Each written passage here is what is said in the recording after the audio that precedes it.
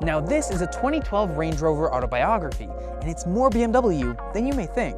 This is BMW Fact of the Day, Part 179.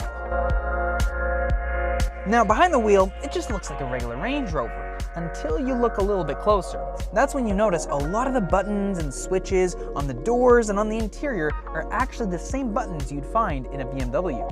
And that's no coincidence, as this was the last generation that BMW worked on before they sold the company in 2000.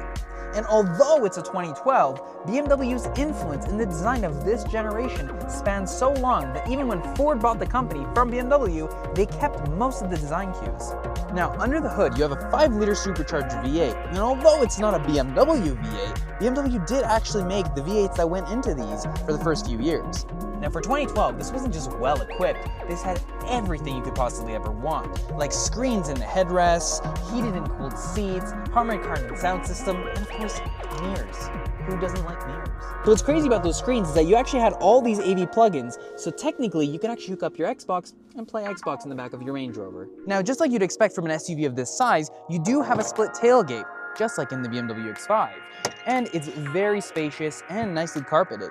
Now on the road, it drives exactly what you'd expect. It's nice, quiet, refined, and you can definitely feel it has that BMW-esque feel, especially when you go around the corners. The suspension is constantly adjusting, and overall, the experience is pretty fun. And I think that's also why people love these LR322s. It's just simply enjoyable to be behind the wheel, whether you're on the road or off. And that's what I think people don't realize, is that when BMW bought Land Rover, they weren't trying to eliminate or get rid of their history, but they were honoring their history and trying to build to create a newer Land Rover moving into the future. And another fun little fact, the Queen herself had her own LR322, so if it's good enough for her, that's probably one good SUV.